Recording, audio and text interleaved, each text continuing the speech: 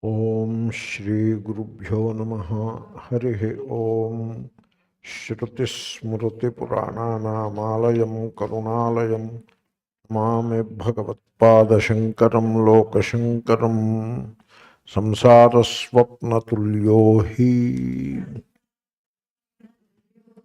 rāgadveṣādisaṃkulaḥ Svakāle satyavadbhāti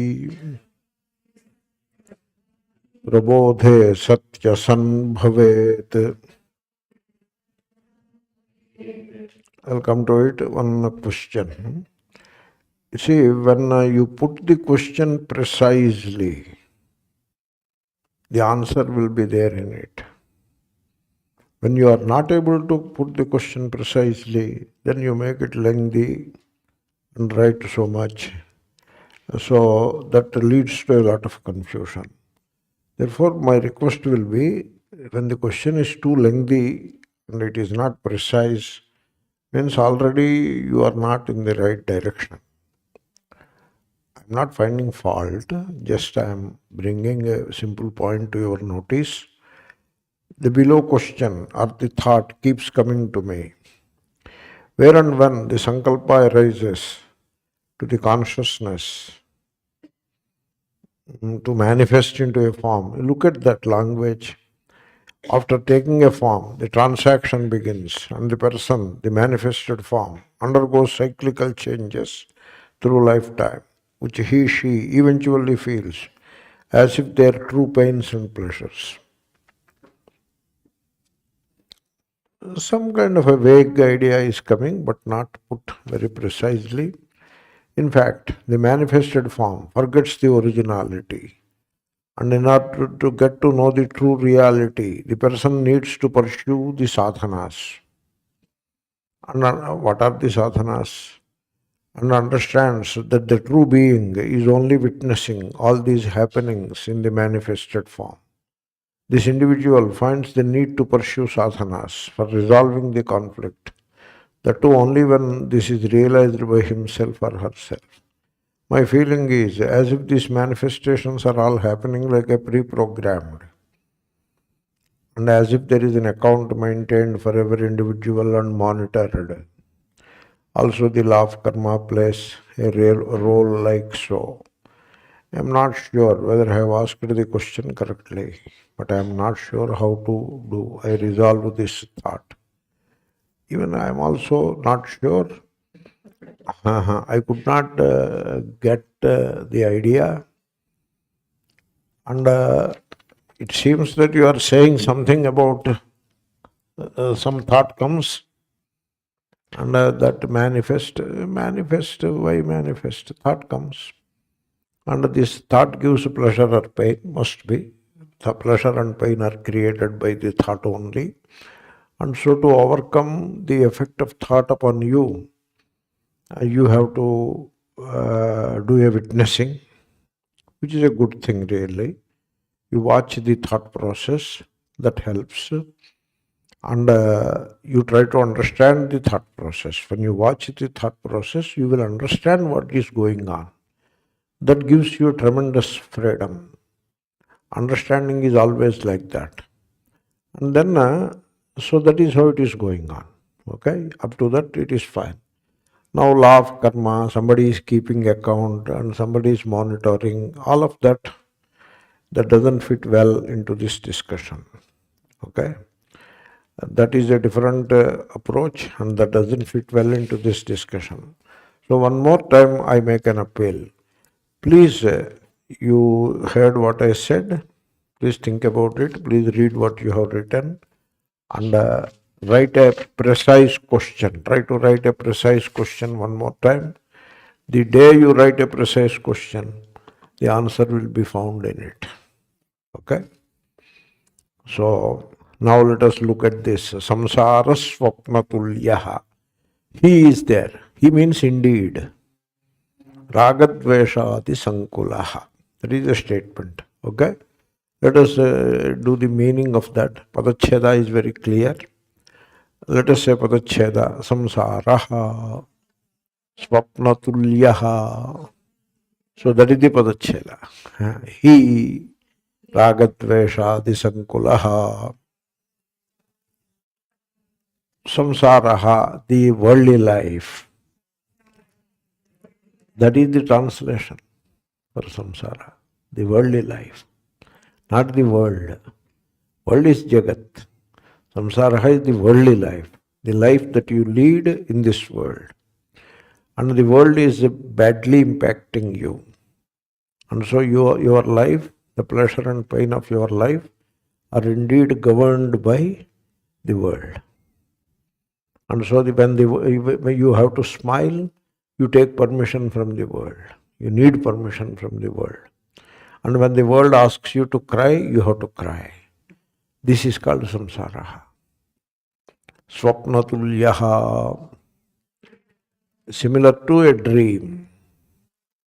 He indeed, rāgadveṣādisaṃkulaḥ, very complex, with attachments, aversions, jealousies, etc.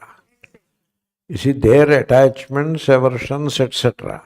Generally, etc. comes, we are supposed to add one more and add etc. That is the way you do. He says etc., I too say etc., then why should he say etc.? There must be something more to it, Then only etc. Suppose Shankara says rāgadveṣā, etc. Now I come here and say rāgadveṣā, etc. That is not an explanation. I have to add one more to account for that etc. coming from Shankara. Adding one more, you put your etc. And it is for the student to add one more if he wants. Okay? So, jealousy. I told you, people, they count jealousy as love. The parents, they look at their children and become jealous of other children who are doing better than their children. And that jealousy, they consider it as love, So, in all these triangular love affairs will be there, all triangular. Means hero loves the heroine and the villain is there. The villain loves the heroine, but she doesn't love him back. This is the triangle. It is called love triangle. Okay? In this love triangle, the villain, he loves her, but that love is in the form of jealousy. Because she doesn't love him, she loves the hero, so he becomes jealous of the hero and goes and fights with him. This is how jealousy operates. And the name given to jealousy is love. This is how the samsara is, okay? Therefore, this is what I was discussing. Then there is raga. Then there is a thing called dvesha. Dvesha is hatred. You are not supposed to have any hatred.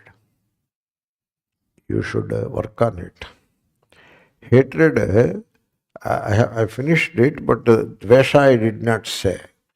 Dvesha, hatred is like you hold acid in a container. What will happen to the container? It gets corroded. Similarly, when you hold hatred, you entertain hatred or ill will, or even a sense of grudge, and ill will is good enough. Hatred is a very powerful word. Ill will is somewhat less, more benign than hatred or grudge. So these things we do have in our heart. It is like you are holding the acid in the container. Container is the heart. Acid is hatred, etc. You better don't hold it. Okay? So, dvesha, it has an etymology. Dvivisha. It is double poison. So, why should you keep poison in your system? You don't hate anybody. You have to work on it. Suppose there is hatred. What to do about it? So, it is sitting there. And so, what to do about it? You have to do loving kindness meditation. Yeah. Tomorrow morning we will do it. Okay? We give a small gap for the breath meditation. We will revive it later. Tomorrow morning we will do brief loving kindness meditation. So that in case you have some hatred or ill will or even grudge against someone, that has to be neutralized. Not for the benefit of the other person, but for your own benefit. So you have to get rid of that. So this is how samsara is very complex, and we have seen all that. Now one more thing we have to see now, and that is svapnatulyo. The samsara is very similar to dream. You see, this is how the Vedantins say. What else you expect from Vedanta? Vedanta says the worldly life is like a dream. So you are not living a life, you are dreaming, but you don't know that. Better you know it. Okay? What is the advantage of knowing that it is like a dream? You see, the moment you understand that this is like a dream, so what will happen to the dream? It will pass on. The dream won't sit there forever. It will pass on. Number one. Number two, it will prove to be wrong. So what more you want? You become free from it. Suppose you are going through a dream in which you are unhappy. Generally dreams make you unhappy. Rarely you get dreams which make you happy. Okay, maybe you get, God bless you, if you get it, keep them. But in case the dream makes you unhappy, I'm not saying nightmare. I'm saying only unhappy. Nightmare is more problem. So the dream makes you unhappy. In dream you suffer. There is dukkha. There may be some sukha also. Sukha, dukkha will be there in the dream also. So, but the more focus is on dukkha. So, that dukkha, what happens to that dukkha? Sir, I am getting a dream in which there is a lot of dukkha, so what should I do? Suppose somebody tells you that. Then you say, why do you worry? It will pass on. Just have some patience, it will pass on. Dream lasts not more than 5-10 minutes. It may appear to be hours and years for you in the dream, but the time scale of the dream is only 5-10 minutes. And within 5-10 minutes, the dream will pass on. Okay? The waking world is no different. The experiences of the waking world are also the same way. They are also like a dream. Why do you keep an album? All kinds of albums they keep. Marriage album. All photos are fixed there. Why you need an album? Because the blessed thing is no more than a dream. That's why you need it. Right? It is like a dream. So you want to relive that dream. Because it is already gone. It passed on. So I went to a Mahatma's place. There he put a big slogan on the wall. Hindi, in Rishikesh. The slogan is, Ye bhi nahi tikega. That is the Hindi slogan. Means, even this will pass on. It will not be there. Even this will pass on. Even this means what? Whatever you are going through today, whatever you are going through presently, it will not remain there forever. It passes on, what they call passing phase. It will go away. And it will be there for a while. You should have some patience. People need patience. So they get worked up. Just have some patience. You see, I was going to take a class. And one servant maid in India, okay, she was washing the utensils of the master's house. She sits there and washes the utensils. And the child she has a son. And that child, a 3, 4, 5-year-old son, he sat at a distance because she is washing utensils, so she kept him at a small distance. And he is crying there. Like that he is crying. Okay. And she is washing the utensils, not paying attention to him. I felt sorrow for the boy. Sorry on behalf of the boy. I told her, I could not contain, so instinctively I told her, Emma, please take care of him, he is crying. You know what she told? Swami, you go to your class. He will cry for a while and keep quiet. And she washed her utensils. Then I was walking to my class, and from the class, I looked through the window. He stopped crying. She is correct. She knows the life better than us. In advanced societies, they tend to become more worried even for small things. They fail to recognize that this is a passing phase, and it will go away. It will not remain like that, the same. It will go away. Only you have to have some patience. That doesn't mean you should not do what you need to do. I'm not talking about that. You respond to the situation, but don't react. Don't get worked up. Have patience. Because it passes on, like a dream it is. So, that is one thing. Number two, it is not real. You are assuming it to be real. It passes on, you may be willing to accept.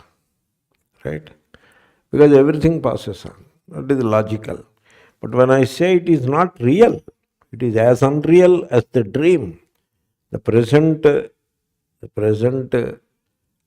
difficulty that you are going through is no more than a dream.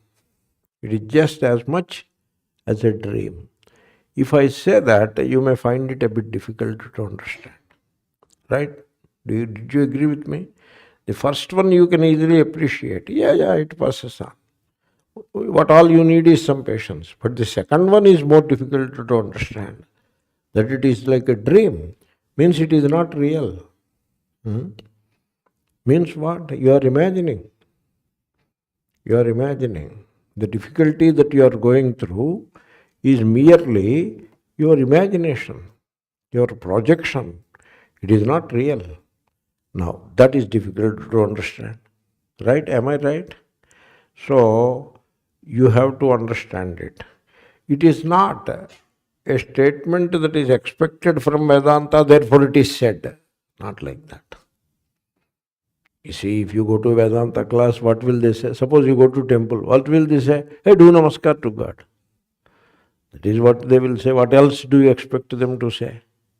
Therefore, they are expected to say, do namaskar to God. Therefore, they say that.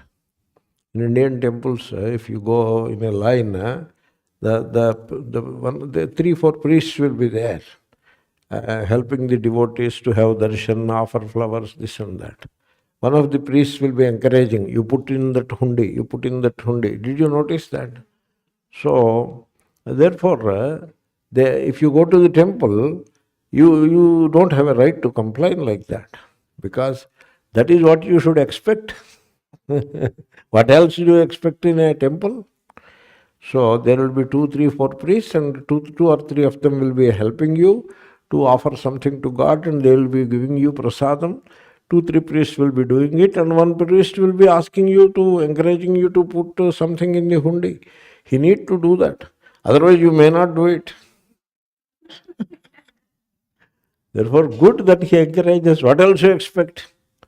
So similarly, when you come to the Vedanta class, means you expect the expected, right? You expect what is supposed to be expected. Similarly, in a Vedanta class, you have to expect the Swami to tell the worldly life is like a dream. You expect the Swami to tell that. And therefore, when I say that, okay, what else he would say? He is expected to say that. Therefore, he said it and we have listened to it. It is not like that. It is something more than that, a lot more than that. It is science, pure science. You have to understand. There is a name to this discussion. The name is Swapna Vivekaha. The discrimination with reference to the dream experience. That is Swapna Vivekaha. You understand the dream. What is it? How is it? You understand the dream. Study it and understand it. And that gives you a discrimination or a discernment that will help you in understanding the waking state. That is called swapna viveka. Okay? And once you have that swapna viveka and you mull over it, you contemplate that swapna viveka, it takes away a burden from your head. The invisible load that you are carrying on your head, it is as if it is taken out. That is the power of swapna viveka. And it is science. So you pay attention to this. In a dream, you see things, right? And who sees these things? Not the waking state subject. You are the waking state subject who is listening to the class. That is not the subject who sees the dream. There is a dream subject. And that subject is different from this subject. Could be different. Like you are a king in the waking state, but you are a beggar in the dream. Or vice versa. Okay? So, this dream swapna viveka. You see, there was a king and his name was Janaka. He asked his minister, is this real or is that real? That is the question he put. What minister will answer? What answer he will give? Then the king says, what kind of a minister you are? You are supposed to be very wise. Can't you answer my question? Yes, sach hai, wo sach hai. That is my question. Is this real or is that real? You give me answer. Then the minister says, I don't know. I don't know. Then spread the message in the kingdom. If there is a wise person in the kingdom to answer my question, the king's question, he will be rewarded heavily if he can answer. Whosoever, male or female, is this real or is that real? Then the minister has done that. The message is spread everywhere. And everybody was flabbergasted. What kind of a question it is? How can we answer it? Nobody came forward. But one scholarly Brahmana, he came forward. I will answer the question. And so he was brought before the king. King asked, do you have the answer? Yes. So then you see the question, the history behind the question is this. The king got a dream. And in the dream, he lost his kingdom. The neighbor king has invaded this kingdom, and then there was a battle. And in that battle, the army of this king was vanquished, and they are all killed, and the king lost the kingdom. And he was banished by the new king from the kingdom itself. Because if he is in the kingdom, he will start something, collect some army and start some revolt again. Therefore, banish the fellow out of the kingdom so that he cannot do anything. So he was banished. Then he was given an order to march out of the borders of the kingdom, otherwise he will be shot dead. Therefore, out of fear, the king has marched out of the kingdom and went into another next neighboring kingdom. And there he was very hungry, no food, nothing. And then there was Annakshetra, means a free food distribution center. He went and stood in the queue. And so he came in the queue, the king. And then when it came to giving food, all the food was consumed. Only some small thing was remaining in that big vessel. And he scraped it and put that scrapings in a small paper and gave it to him. Chalo. And he took those scrapings and he sat there on the side of the road on some platform. He sat there and he was about to eat when a dog came and pulled it away from his hand. And then he ran after the dog to get that food because he was so hungry. In the meanwhile, a stone came in his way and he fell on the dump. The waste dump, They throw all the waste at some place. He fell on that waste dump. And then he was crying bitterly. What is my fate? I was the king, and now I am on this waste dump in the neighboring kingdom. What kind of a fate happened to me? He was bitterly crying. Then he woke up, and he found himself the king in the palace, the minister, the army, everything is there. Therefore, he asked this question, is that real or is this real? That is the question. Okay? Then the Mahatma came and he said, वो भी real नहीं है, ये भी real नहीं है. Neither that is real, nor this is real. Means the present, he is the king in the waking state. He is the king, ministers, officers, army, all palace and all function, all comforts.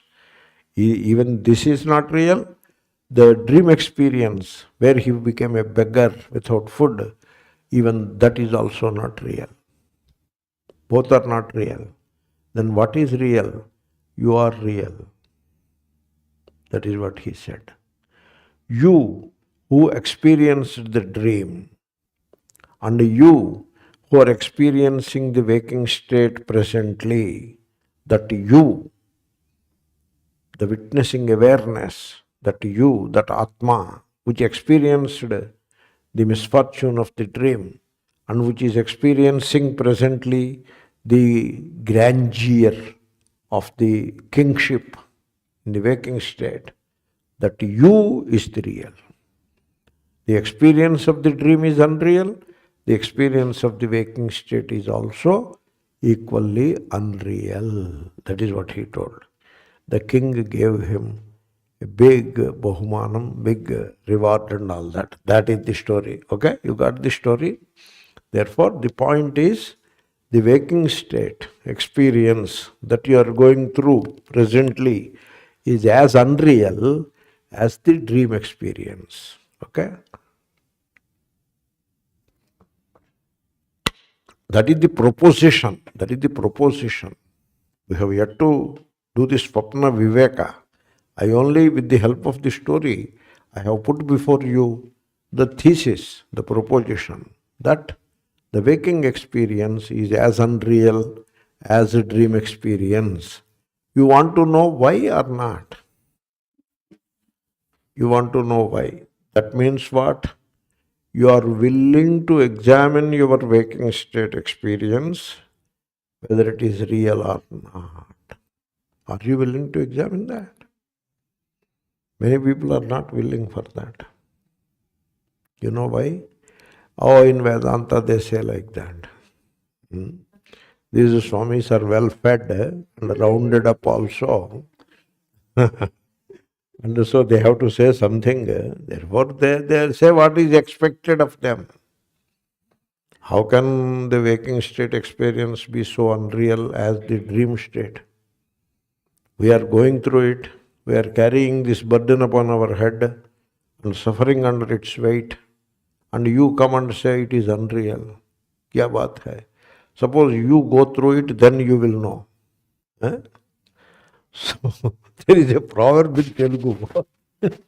The Telugu proverb is, the doctor is cutting the wound. He is sewing the wound, sewering the wound. He cuts and sewers. And then this patient is crying bitterly. Oh, it is very painful, it is very painful. The doctor says, no, there is no pain. There is no pain, there is no pain. That is what the doctor says. Okay? Then the patient got so angry. How do you know there is no pain? How do you know there is no pain? You will not have pain. I will have pain. You got the point? Therefore, the well-fed Swami may not know the difficulty of life. He may say, that there is no difficulty. It's a passing phase. It is unreal. He may say, we are going through the trouble. We know how it is unreal. It is dancing on the head. You come and say it is unreal. What are you talking? So if that is the attitude, you approach the whole question from that standpoint, you are not a sensitive, receptive Shrota. Many people are like that. They are not I was talking about the sensitivity of listening, the perceptive listening, and that pliable attitude of mind. So, if you ask in yourself, you may not say it outside, but if you ask in yourself the way I have just now described, that shows that you are not a good Shrota. And therefore, whatever is described, going to be described, may not help you much. But if you are a sensitive Shrota, and if you ask this question to yourself, how come the waking experience is as unreal as a dream experience? Did I hear correctly? Is that what you are saying? Yes. How come? How can that be? So, if that is the question you have, if that kind of openness and the earnestness to know, if you have that, then the discussion that will ensue could help you. This is the discussion. How do you see things in the dream state? In the dream state, you do not have the advantage of the five sense organs because they are sleeping. The eyes are sleeping, the ears are sleeping, everything is sleeping. Only the mind woke up. The mind also went into sleep, but it wakes up partially. If the mind fully wakes up, then along with the mind, all the sense organs also will wake up. And now you have the advantage of the fully functional mind and the five sense organs. And now you have an experience which is called the waking state. But in dream state, only the mind wakes up, that too partially, halfway it wakes up. It wakes up. What do you mean by halfway? The idea is that the sense organs are there, they did not wake up. They are still sleeping. Therefore, in sleep, in dream, whatever you see, it is the mind which sees. No support from the eyesight. Whatever you hear, it is the mind which hears. No support from the ears. You got it? The other sense organs will be there. You may say, suppose you enjoy the fragrance of a rose in the dream. There it is the mind which enjoys the fragrance of the dream. There is no nose in the dream. Therefore, now we can say, whatever is seen or experienced by the mind exclusively, without the input from the sense organs, is a dream, and it is unreal. You can say that, right? That is the conclusion. Okay? There is a name for it, called projection. So whatever you see in the dream is merely the projection of the mind, and there is no input in that experience coming from the sense organs. Okay? You understand that? Can we agree on that point? That is the definition of the dream. Can we agree upon it? Okay. Suppose in the waking state, you have an experience which is entirely a movement of mind, and that particular experience has no input coming from the sense organs. Then you should not have any hesitation to say that it is a dream only. Right? Because that is the definition of the dream. So the sense organs do not provide any input. It is entirely the movement of the mind. That is the dream. Okay? You agree to that? Does it sound scientific? Okay. Now let us come to the waking state. Okay? I see two persons coming from the distance. So I can only see this much. Two humans, two bipeds, or two Homo sapiens walking in this direction. Okay? Then as they come closer, I recognize both of them. Both of them are known to me. Now I recognize them. And then say, look at that person. He is my enemy. I say that. He is my enemy. Okay? This is what I say. Now, am I dreaming or am I saying something truthful? That is the question. Okay? Now you tell me, the enemy, he is the enemy. That is it a projection of the mind alone, or is there some input coming from the sense organs in that experience? Huh? Mind alone, no sense input. Right? You are very intelligent. You got it right. Because the eyesight doesn't tell you he is the enemy. It is entirely the mind's projection. Therefore I say, you are not in the waking state, you are dreaming. Do you agree with me? Okay, good. You are very good students. Then now I will put you in some quandary. I look at, from a distance, a young man is coming. Just an example, please don't mind, okay? I saw, some young man is coming. And then he came near. Now I say, oh, my son is coming. Okay? Now you answer me, are you dreaming or are you in the waking state? Eh? What are you doing now? Now what is that? Dream. Is that not dream? Now did I prove that waking state is as unreal as the dream or not? I have proved. It may sound a bit harsh, but that is how it is. Okay? That doesn't mean you love your son less. Okay? That doesn't mean you do not help your son when the help is required. It doesn't mean any of that.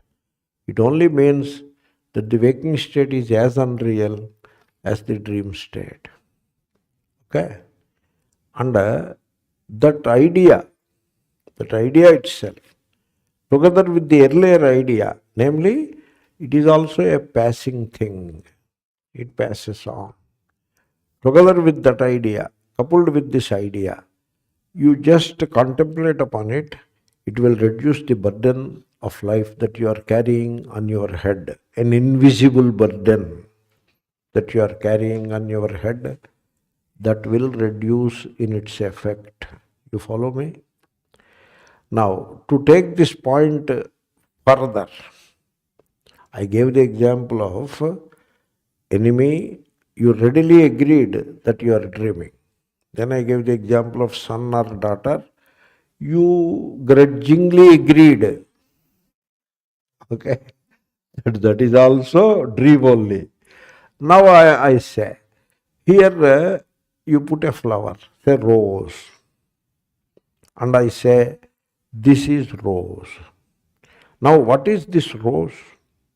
So the object is there, it reflects the light falls on the retina, and then optical sensations, an alternating current is produced, which is conveyed to the brain center, and there all these sensations, quite a lot of them, for every cognition, there will be thousands of electrical pulses, and all those pulses are integrated by the brain and then compared with the software which is already present in the brain, and then an idea is thrown up, and the name of that idea is rose.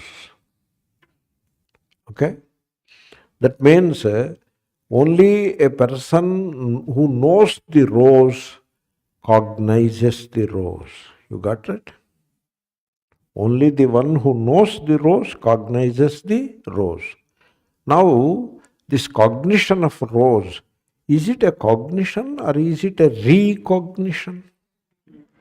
It is a recognition, right? Which means all cognition is merely a recognition only. Do you agree with that? That means what? You are looking at this thing, whatever is before you, and project the rose from the past upon it. It is not rose, it is what it is. Rose is the idea that you have for that cognition. Rose is a superimposition. Okay? What it is not the point. What it is not the Rajju Sarpa Bhranti. What it is, whether it is a Rajju or a garland or a piece of wood, that is not the point. The point is, serpent is a projection. That is the point. If serpent is a projection, what about rose? That is also a projection. And in the cognition of rose, otherwise, in the cognition that it is rose, the role of the contribution of eyesight is not there. The eyesight doesn't tell you that it is rose. It is entirely the projection of the mind only. Therefore, Shankara knows this. The modern physicists know this. Thinking people know this. And therefore they declare that the waking state is no different from the dream state. And what you are experiencing is entirely your projection. You think about it. It is entirely your projection. You can reduce, in this understanding, you can reduce your projections. You can reduce the burden, you can examine your projections, your ideas of life. Suppose you have an idea of life. It is not about life, it is about your projection. What you call your idea of life has nothing to do with the truth of life. It is your projection about life. Okay? Similarly, your idea of a person, it is not the truth of the person. Your idea of the person is your projection about the person. So, you are constantly projecting. And those projections make you suffer to no end. Okay? I tell you, what you expect will never happen. And what is not anticipated will certainly happen. You stop these projections. You learn to live in the present. The present has a certain dynamic and you respond to that dynamic. That is all you can do. You cannot go on projecting and suffer because of those projections. Okay? You examine the present situation and assess it correctly and respond appropriately without allowing any projections to come in the way. And what is going to happen, you can never predict. And what you can never predict. And what you anticipate may never happen. Okay? Therefore, you project and project and project, and thereby increase the burden of samsara. Stop projecting. Live in the present and reduce the burden of samsara. That is the message which comes out from that statement, Saṃsāraḥ svapnatulyo. You see, you create this world. What you call world, you create this world out of your memories. You said this is rose. Where from you got this rose word? You got it out of your memory. So you create this world out of your memories. You see, you have to understand that you are the creator. You have to understand that. People don't understand that. The worldly people don't understand the religious way. They put the whole burden upon someone else. So just now we have heard the law of karma, somebody is maintaining account and all that. All those things are said in a different context. That paradigm is different. The point is, you are the creator of this mini world, this mini cocoon in which you find yourself bound. You create that cocoon. That jail you create for yourself. If you want, you can demolish it. Only you can demolish it. So your world is very limited and repetitive. It repeats itself all the time. It is very limited and repetitive. And it is like a dream. You are just dreaming because you are projecting the entire world that you live in.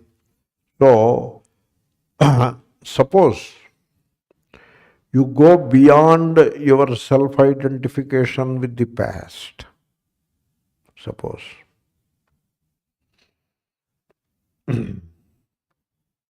Then you become free to create a new world of harmony and beauty. Because you create the world out of your past, that world is ugly and painful. You are creating an ugly and painful world and live in it and suffer. If you can go beyond self-identification with the past, outwardly nothing will change. Outwardly nothing will change. Only instead of creating an ugly and painful world, now you will be able to create a world of harmony and beauty. Because the world that is created out of your memory is unreal, dreamlike, and painful. So, therefore, it all depends upon you. It is by your consent that the world exists. You withdraw your consent, the world stops existing. The world vanishes. It doesn't exist anymore. It exists because of your consent only. I suggest you withdraw your belief in the reality of this world. You believe that the world is real. Now the world comes to you and says that it is real. The world tells you that it is real. The world doesn't tell you that it is real. You say it is real. In fact, you say it is real because you believe in its reality.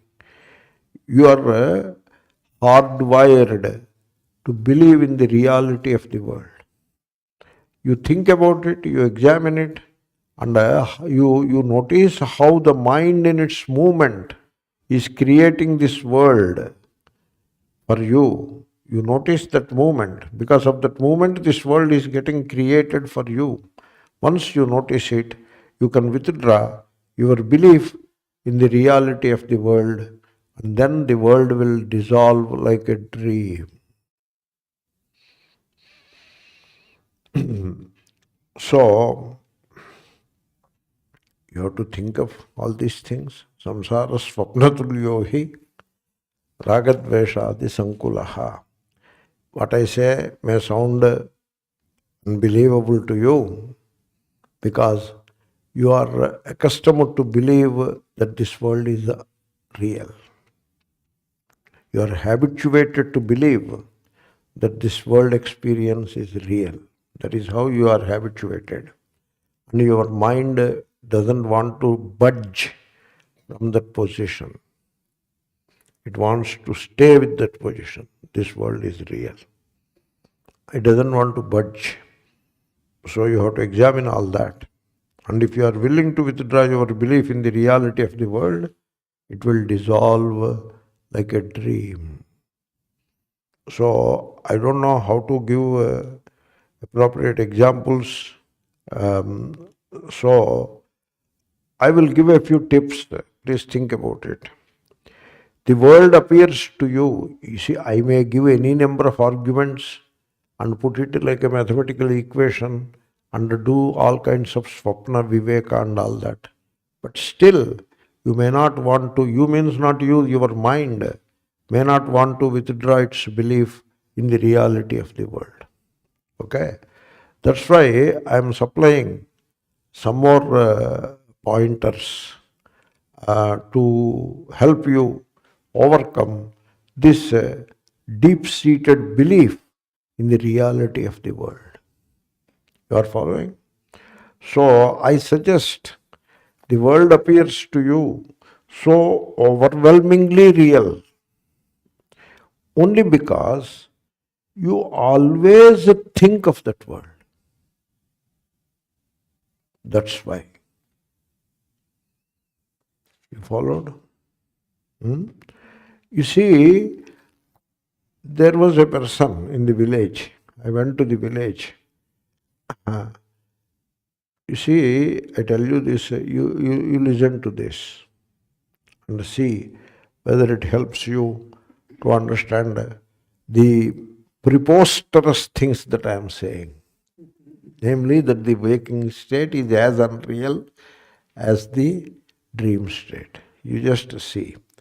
You see, in the village, there was a farmer and he went to the field. The agriculture, you know.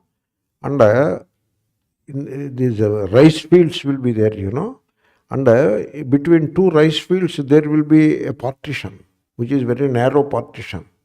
And it is full of wet clay and all that. And so they walk on that footpath from this end to that end. And so like that he is coming back. It is evening, dusk. Dusk is approaching and he is coming back. And then suddenly he saw a serpent. And the serpent has bitten him. On the ankle place, at the ankle, it has bitten him. And he gave a cry, ammo, like that he gave a cry and started running. Hey, village, you know, hey, I was bitten by the serpent from above. It is a black serpent. Black serpent means cobra. I was bitten by a cobra. And he started coming running. And immediately the farmers who were around, they came running. And he just collapsed before he reached the main road, a small road. And then they lifted him, four of them, and came running and brought him in the village, brought him to the village. This happened. And in the village, there is a mantra knower. He knows the serpent mantra. There is only one person in the village. You must be knowing all these things. And he is the only person who knows the serpent mantra. And anybody who is bitten by the serpent will run to him. And this person was carried to him by four people speedily to him. And they knocked on his door. Sir, the person is caught by, he is bitten by the serpent. Please come, please come. So he came from inside, he opened the door and came, ready with his mantra. Okay. Then he asked, bring a chili, you know, red chili. They brought him. And then he said, where it was bitten on the ankle, he saw there is a scratch with red blood oozing out. Because the serpent bites, you know. So then how far the poison has gone up? This man, he was asked, the serpent mantra person is asking, how much up the poison has come? He said, it has come up to the thighs. Oh, then tie something at the thighs. So they are tying. And then he says it has come up to the abdomen. Oh my God, it is already come up to the abdomen. If it goes to the heart, the person will die. And then the mouth, from mouth, saliva started oozing out, white saliva. Oh, already poison is taking effect. Then he started the mantra. Somebody brought neem leaves, a small twig of neem tree, so green neem leaves. And with that, he will be doing like this and doing mantra. He was muttering the mantra and asks, Hey, did it come down from the abdomen to the thigh? Maybe it is coming down. It feels like it is coming down. Okay, the mantra will continue. Then give this chili to him. Era, now you bite the chili and tell me whether it is hot or sweet. Because if it is poison, poison has gone into the system, the chili will taste sweet. And if the chili tastes hot, the poison has not yet gone to the heart. Something like that. Then he bites the chili and he swallows it. He munches it. Oh, it is sweet. That is what he says. Okay. Then the mantra is going on. And now it has come from abdomen to the thigh. But it is lingering there. It is not coming down. It is not going up. The poison. In the meanwhile, there was one young man there. He asked this man, hey, where did the serpent bite you? So in that rice field is there. While going, there is a footpath, very vertical, that there it bit me. Okay. Let the mantra continue. The mantra is continuing. He ran to that place with a battery light and went there. He found a cycle tire, old cycle tire. This cycle tire will have a wire, you know. That wire has come out. And it was a broken wire. And he stepped on it. When he stepped on the wire, it jumps due to its spring action. And it has cut across his ankle. And that is this serpent that has bitten. So he took that cycle tire into his hand and came running. And showed to this person, this is what you have stepped on. And this is the wire that has cut your ankle. There is no serpent. Then this mantra person, he quietly went inside and closed the door. Okay. Then he was asked, now where do you find the poison? Is it in the thigh or is it going up or is it coming down? Then he said, it disappeared. Okay. Then what about the chili that you have munched? Oh, it is very spicy. I cannot bear it. Please get some water. And he drank that water. And they put up the band-aid to that ankle. This is the story.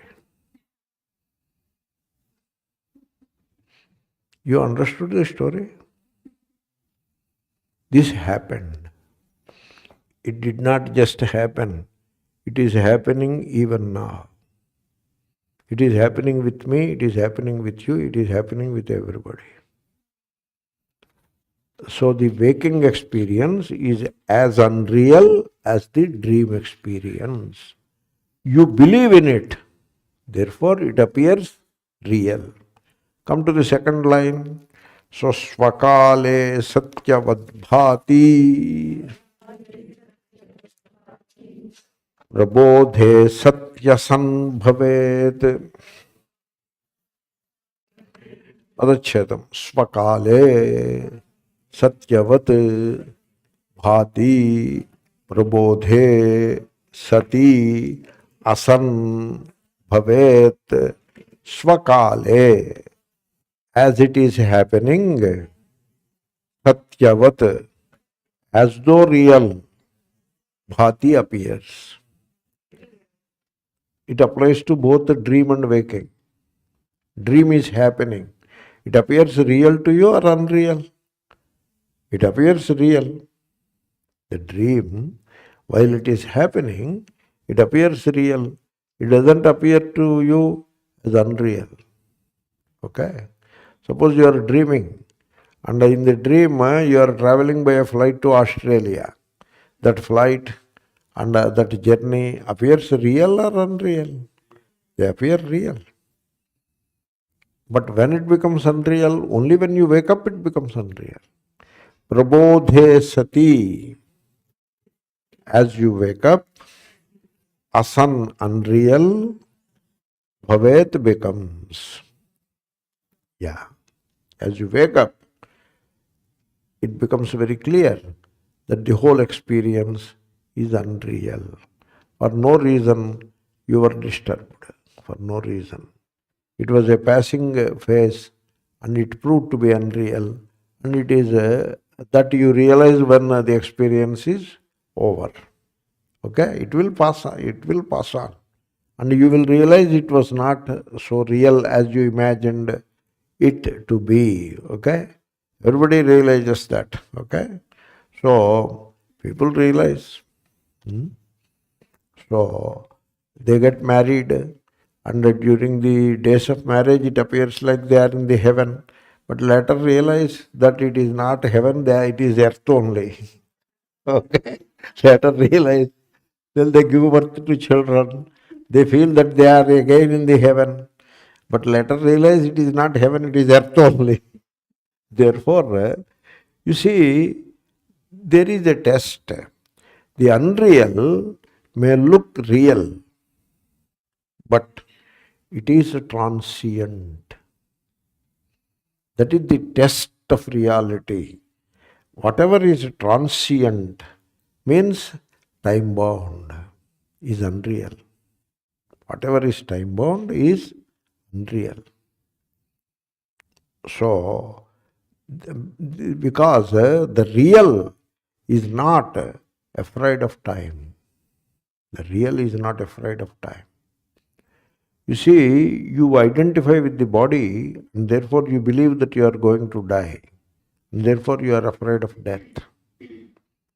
But if you stop identifying with the body and you realize that you are not the body, then you understand that you were never born. Birth is only a hearsay. It is not a fact of experience, a fact that you experienced. Here, anyone has the experience of taking birth? Here, tell me. Did any one of you have the experience of taking birth? Then why do you believe that you were born? Because people said, right? That is not truth. What people say and you believe, it is hearsay, not hearsay. That is different. It is hearsay. And why should you believe in it? Because the unreal appears to be real only because you believe in it. Only because you believe in it, it appears real. You see, somebody has hurt me. Somebody has hurt my feelings. I feel insulted. I feel belittled. You have that experience, right? You are dreaming. You are unnecessarily believing wrongly. Nobody can hurt you. Okay? You do this thing. When somebody is trying to hurt you or trying to say things that are kind of insult to you, when that happens, you pay to what the other person is saying. You pay full attention. What you do not pay full attention. The movement of your mind coincides with what he is saying. And that is how you feel hurt. Okay? On the other hand, you don't allow your mind movement to coincide with his statement. Means your mind should not move in resonance with his statement. Means your mind should become quiet. How the mind will become quiet? When you give full attention, the mind becomes quiet. You know that? When you give full attention, the mind becomes quiet. So you give full attention to what the other person is telling. Somebody told me that I am a fool. I gave my full attention to what he is saying. And then you will not feel hurt. You won't feel hurt. Because it is the simple thing it is. The trick of it is, when your mind resonates with what the other person is saying, you feel hurt. But if your mind is quiet, how it becomes quiet? As I just now told, I repeat it. When you pay full attention to what he is saying, then the mind is quiet and it is not resonating with what he is saying. Therefore, you don't feel hurt. On the other hand, you smile. And when you smile, he becomes annoyed. You followed that? You see, there was a great Vedanta teacher. I'll tell this anecdote and conclude the class. His name is Vasudevacharya. In a village, he was teaching Panchadashi. It's a Vedanta text. Like you, some 10, 20 people of the village in the evening, they don't have any other worthwhile doing thing, and therefore they assembled.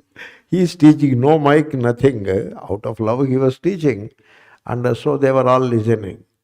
There was an old woman in that village, old woman, a single woman. She was she was living her life. For some reason, whatever be the reason, she became annoyed with this Vasudeva Acharya.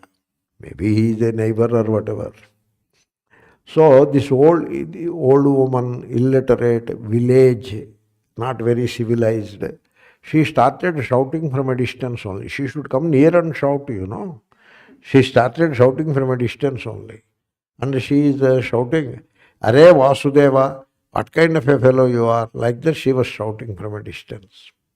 And one of this Acharya is continuing his class. One of the students who was sitting at the other end, he heard what she is shouting. He got up and tell, "Acharya ji, she is saying bad things against you." That is what he told Vasudeva. Then Acharya said, "How do you know that she is saying bad things against me? Shut up, sit down." And he continued his class. Then she came near. And now she is, everybody can hear Vasudeva word.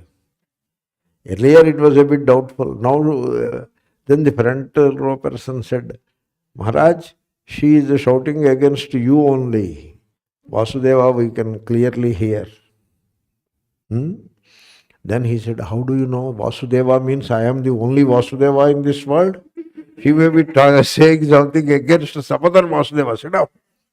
So he sat down. She already came close, very close, and she heard this discussion. She came to the front row and said, "What are you talking? I am abusing you only." "What? How many Vasudevas are there? I am talking about you only." Then he said, "No, you are not talking about me." "Why? Are you not Vasudeva?" "No, I am not Vasudeva." "Then what are you?" "You sit in the class, I will tell you what I am. I am the Atma, I am not the body-mind. I am not the body-mind."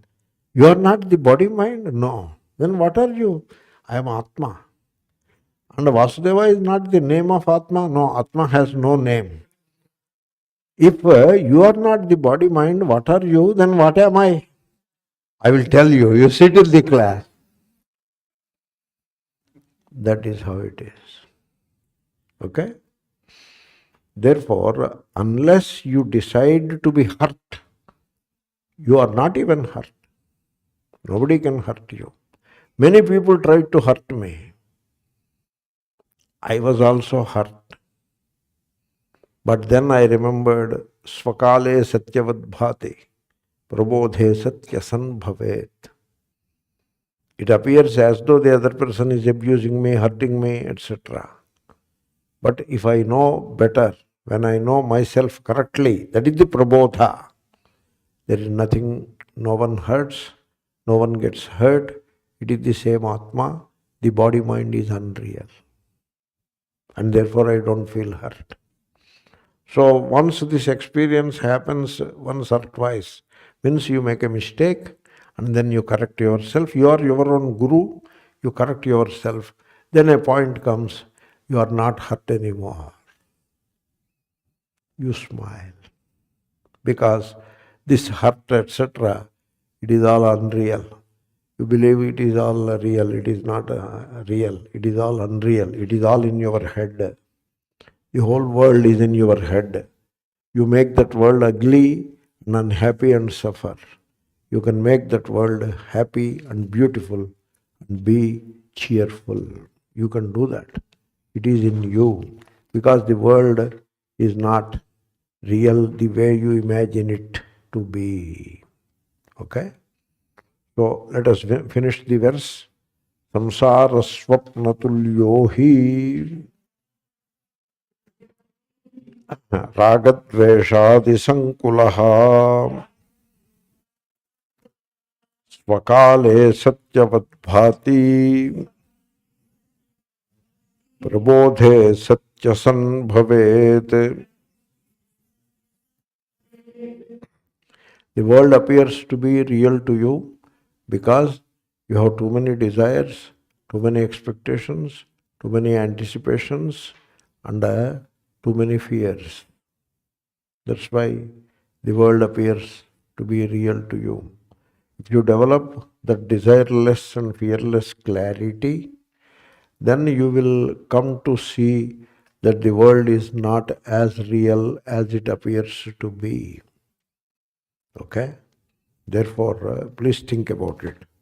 Let me see whether I can look at just one more question if possible.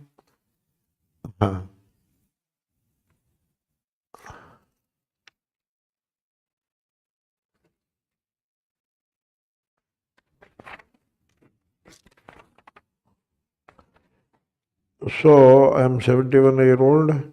I find that it does not go by with me not thinking about how will I die, when will I die. The how being more enormous a question than when. I have preferences. This I have answered. This I have answered. Yeah. This page is also over.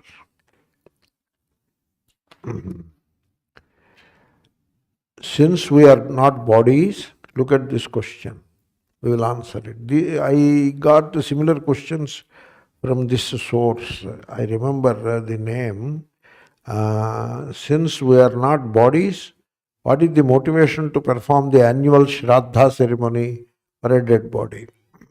That is the question. Sir, the question is misplaced. When it comes to Shraddha ceremony, you say you are not the body. But when it comes to lunch time, you do not say you are not the body. You will have a nice, sumptuous lunch. And when you want to do something for yourself, you do not say I am not the body. But when it comes to Shraddha only, you conveniently say I am not the body, why should I do Shraddha? I ask you, are you the body or not? I ask you, are you the body or not? If you are not the body, then you are not a doer. Only if you are body, you are the doer. Otherwise, you are not the doer. Whatever is done, it happens. You don't do it. Because you are not the doer, because you are not the body. Therefore, when you are not doing it, it is happening, everything is happening. Let the Shraddha ceremony also happen. What is your problem? Therefore, whether you believe that you are the doer, you should do it. If you know that you are not the doer, because you are in the family, and you take to sannyas, you need not do it.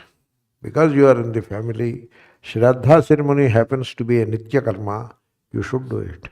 No, I am not the doer. Then you may allow it to happen. Okay? If you are not the doer, why you say I should not, I will not do? You tell me, the one who says, I do, is he the doer or not? He is the doer, right? The one who says, no, I will not do, is he the doer or not? He is the doer. Only the doer will say, I will not do. Therefore, Shraddha ceremony is a naimittika karma.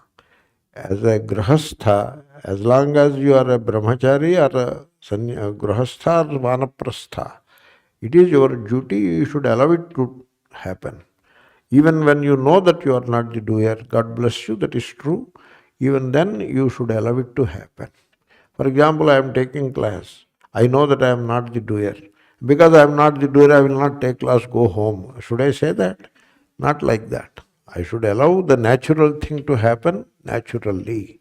And when parent dies, so cremation of the body, etc., and the basic Shraddha karma, which is there in every culture, it is a way of expressing our gratitude and our love to the departed soul. And you allow that to happen. The way it is feasible to you, you allow that to happen. And this kind of argument that why should I do Shraddha karma is not correct. It is Nitya karma, you should do it. Om Purnamada Purnamidam Purnasya Purnamadaya Purnamevavashishyate. Om Shanti Shanti Shanti.